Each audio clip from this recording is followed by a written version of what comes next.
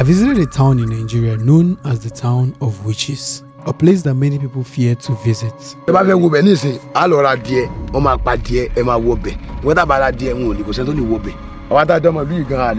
town surrounded by stories that sound almost unbelievable. The moment I heard that name, I was curious. What kind of town would be given such a title? It's a very powerful town.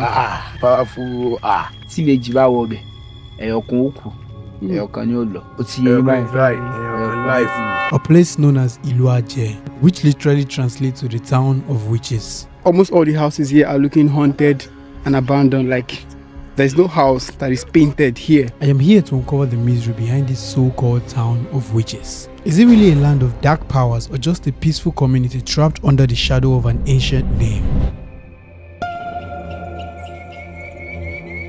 While growing up, the only place I ever saw or heard about witches was in movies and stories. And then they appeared. Until I heard about a place in Nigeria called the town of witches. And since I've always been fascinated by places people don't usually talk about, my curiosity led me here. I go Ilu Aje. Yeah. Crossroads. Go straight, like how far is it from here? After Odo. After Odo. Ilu Aje. Straight. Okay. Down. Ilu Aje, Otiri, Sambod, Ilu Aje. Okay. I wanted to see it with my own eyes and to find out what really lies behind the name. The road to this place is really bad. Like, we have been driving for like the past 10 minutes and we've not seen any good road. Everywhere is bad. The road cuts through several small towns. There are barely any signs pointing to the place. It almost feels like you're not supposed to find it. I'm currently in Oyo town, Oyo State, and in this town, a lot of them speak just Yoruba. I mean, you would only find a few people that speak English in this town. So I am going to try as much as possible to subtitle this video in English and in other language. So follow me, let's go. We've been wandering around this village for like the past 1 hour and we've still not found this place. We have only been seeing like old people and we've hardly seen young people. We're currently looking for a bike that's going to like take us to the place because the road is extremely bad and our car right there cannot go. So we are going to park it here so we can like, take a bike to go to the village.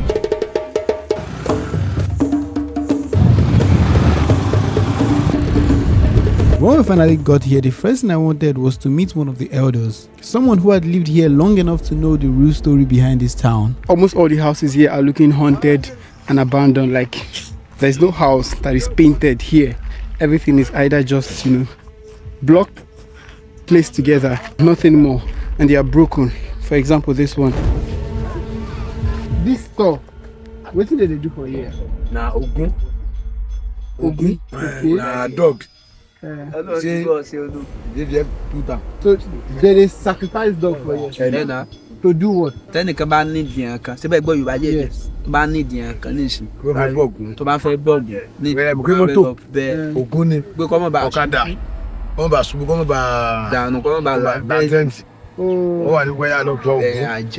So basically, if I don't want to make bad things do me now, I would just call your key dog to sacrifice. So basically, the dog will take the life of the dog and go replace my life. Yes. Basically, this stick where they hang for the dog. Put out. For the dog. You put out for the dog. Now 2 person. Okay. Now carry your inside. Now one brother. Now okay. So basically, one person go hold on for neck, another person go hold on for leg. Then another brother will come. God. Nah, the blood. Now inside spill for here. Later, after finish, na dog. Na Amasun. Aje. I body here. When I come roast am, boil am, chop am. Nah. So basically, when I still do this today. Now, that was the dog. Since today. Now they buy dog. Bish. Pẹ̀lú obì. Àti shinap. Pẹ̀lú epo. No, like You don't do am before? No, I do. And it work for now.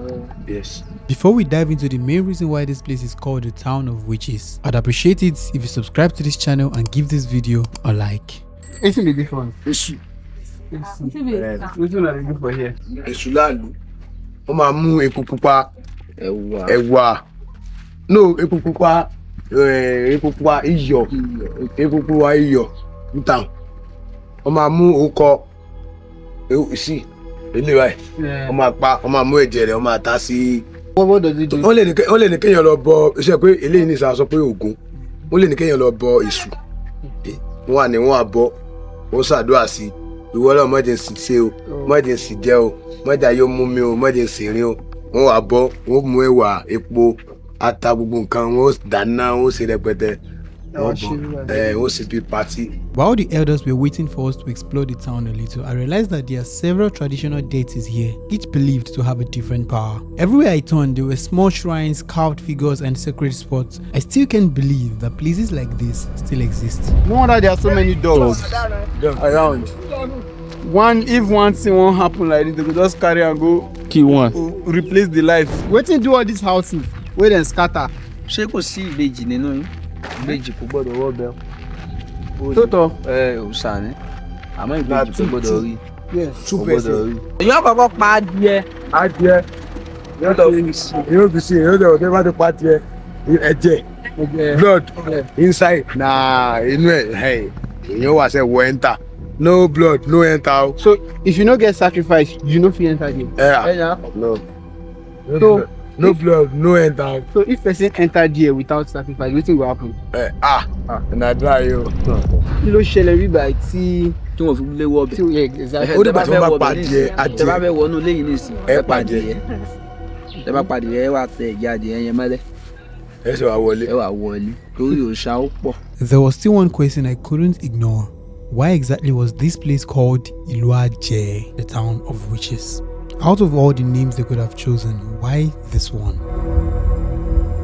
Gẹ́gẹ́ bí n ti ń bẹ nínú ìwé ìtàn wa ṣé ń gbọ́ Ọ̀yọ́ Ilé ni bàbá wa ti dáfá Ọ̀yọ́ Ilé ni wọ́n ti dáfá ṣé ń gbọ́ ìgbà tí bàbá wa yan nígbà náà nígbà wáṣẹ̀ ṣé mo sọ fún yín pé ìlú yìí kì í ṣe ìlú kékeré ìlú ìṣẹ̀ǹbáyé ni ìgbà tí wọ́n wá lọ dáfá nígbà náà tí wọ́n sáwó lọ ní Ọ̀yọ́ Ilé ni wọ́n á ní ọba yan nígbà náà lọ wá ní bàbá wo kan tí ń bẹ ní tí wọ́n ní bẹ́ẹ̀ yan ẹ̀bùn ń pè wá gbogbo àwọn babaláwo kúnlẹ̀ tí wọ́n ń dáfá nígbà wọn á kífá tí wọ́n kífá bàbá wa yan wọn á pè wá ẹ bá wa náà yìí ẹ bá wọn dáhùn sí ifá yìí bàbá wa yan wá dáhùn ó kífá ó ní bàbá ọmọ yín kan lọ sọnù tẹ̀ ń wá sí àwọn lè rí ọ̀rọ̀ ní tí wọ́n bá lè rúbọ tí wọ́n lè ṣe ètùtù tí wọ́n ṣe gbogbo tí Ifá bá ní kí wọ́n ó ṣe wọ́n ó rí ọmọ yìí kó tó di ọjọ́ méje nígbà tí wọ́n rúbọ tí wọ́n ṣe gbogbo ẹ̀ tí wọ́n dáfá tí wọ́n ṣe wá tí wọ́n sẹ́yìn tí wọ́n rúbọ tán nígbà tó di ọjọ́ keje ọmọládé ọwọ́ òlùdé ẹnẹ Aláàfin ìgbà náà nígbà ni bàbá wa ní ẹ lọ bóun pé babaláwo àjẹun wa tó dífá tó ṣe bí àjẹ́ báyìí ẹ lọ bá ń pe babaláwo àjẹ́ ń wá látòní lọ ìlú àjẹ́ ilẹ̀ máa jẹ́ adífá ṣe bí àjẹ́ ilé ìlú yìí fi ń jẹ́ ìlú àjẹ́ nígbà náà so ìgbà tí ó kọyan tó wá extent tó kọyan táwọn èèyàn ń rí ìlú yìí sá pé táwọn bá débẹ̀ ìlú àjẹ́ ni ẹ pé ìlú àjẹ́ ni ẹ pé o ni wọ́n wá yí ó kọyan padà ní ẹ yí padà sí ìlú Ajé ìlú adífàṣẹ bí àjẹ́ ni ṣé ń gbọ́ ọ̀ràn yín o Aláàfin ló sì sọ ìlú yẹn ní ìlú Àjẹ́ pé kó máa jẹ́ ìlú Àjẹ́ ìlú adífàṣẹ bí àjẹ́ pé ìlú fi ń sọ ní ìlú Àjẹ́ àmọ́ ìgbà tó kọ yẹn ń sọ alẹ́ nu tí wọ́n ń rí ìlú sá tí wọn àwọn èèyàn ọ̀fẹ́ máa wá ni wọ́n fi sọ di ìlú Ajé bó ṣe jẹ́ nìyẹn pé bàbá tó dífá sọ́sẹ̀ bí àjẹ́ báyìí ẹ lọ bá ń pè wá babaláwo yìí babaláwo yìí àjẹ́ ni ó sì dáfọ́sẹ̀ bí àjẹ́ lè jẹ́ ọmọ adífàṣẹ bí àjẹ́ ìlú Ajé yìí ọmọ adífàṣẹ bí àjẹ́ ni wá táwọn bàbá wa bá dífá iye máa ń ṣẹ Ifá ni wọ́n dátọ̀ ṣẹ tí wọ́n fi sọ di ìlú Àjẹ́ àmọ́ ń gbọ́ ọkọ yan tó ń sọ ìlú lẹ́nu tí wọ́n ń sá fún ìlú náà fi sọ di ìlú Ajé kókó ọbẹ̀ nìyẹn. ẹ mọ̀ yìí pé àwọn ará àtijọ́ wọ́n ń tò ó ń dà ó sì ń gún gẹ́múgẹ́mú ṣùgbọ́n ní ìsìn ọjà kabìkabì ńlágbé ìsìn ńlá ná ní tí òjò gbogbo rẹ̀ gún gẹ́múgẹ́mú mọ́nú níbi tí nǹkan tọ́ sí tá a bá nà bẹ́ẹ̀ mo yìí pé bẹ́ẹ̀ kọ́ tọ́ sí níbi tí ọ̀tọ̀ sí ńlá nà sí níbi nǹkan tí ń dàrú òjò báyìí. If you go out and they ask you, where are you from? And you mention Ilu Aje, if people are seeing it the bad way, how does she feel? Lẹ́nu fáwọn àgbà tó tẹ̀lé yìí, àwọn àgbà ńláńlá, ẹ̀mí ìdílé àgbàgbà báyìí. Àwọn àgbà ńláńlá ni wọ́n máa ń sọ yìí pé ìlú àjẹ́ ìlú àjẹ́. Ṣùgbọ́n tágbà bá ti lọ sí ìdálẹ̀ tá a tíráfù lọ. Èèyàn mélòó la sọ ìtàn fún yín pé bí ìlú ṣe jẹ́ ìlú àjẹ́ ni èèyàn mélòó la mọ̀ rojọ́ fún ṣùgbọ́n tí wọ́n bá ti pe ìlú ajé àdá náà ni ìlú ajé àmọ́ kádé ní tó jẹ́ wọ́n mọ̀ pẹ̀lú àjẹ́ ni ó nítorí èèyàn mélòó la fẹ́ mọ̀ pìtàn fún báyìí nígbà tí àgbà sì dé tí àwọn ńlá léèyàn tí wọ́n ti lọ ẹ mọ̀ yìí pé àwọn ọ̀dọ́ a fẹ́ pa ọ̀pàpà pàǹdà a fẹ́ pa ìlú ǹdà yìí pé ẹ mọ̀jà jẹ́ ìlú àjẹ́ náà ìlú ajé ni ká mọ̀ jẹ́.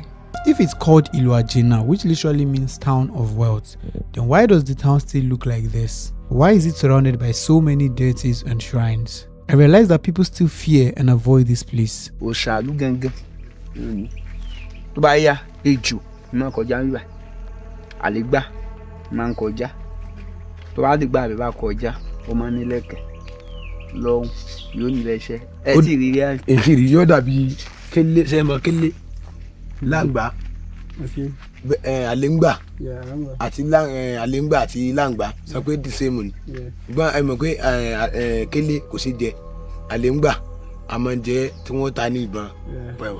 máa kọjá báyìí òní òṣà gan tó fi jẹ́ ìlú ajé ẹrùgù gángan ni.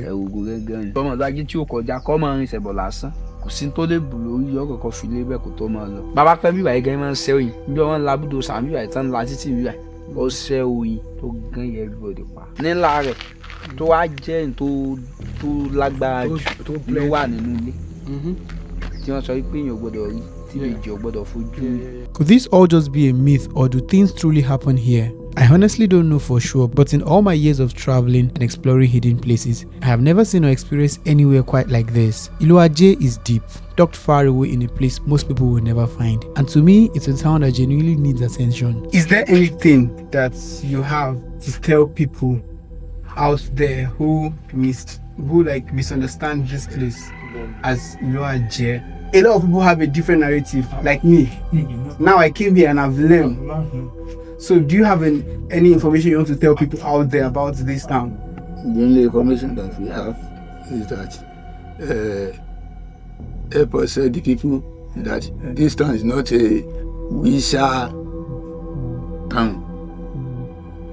It's only the name that they give our forefather. Today, this place is called the town of wealth, but the truth is, many people still fear coming here. Even I was unsure before making this trip, but I knew someone had to bring this place into the light. Let me know what you guys think, and please don't forget to like this video and subscribe. It really helps us to do better and bring you more stories like this. See you in the next episode. So, that woman powerful before I mean. I take a family. Before. No, not before. Wow. Really? But then, now she don't change. No change. Change. They watch, bro. Now it's now.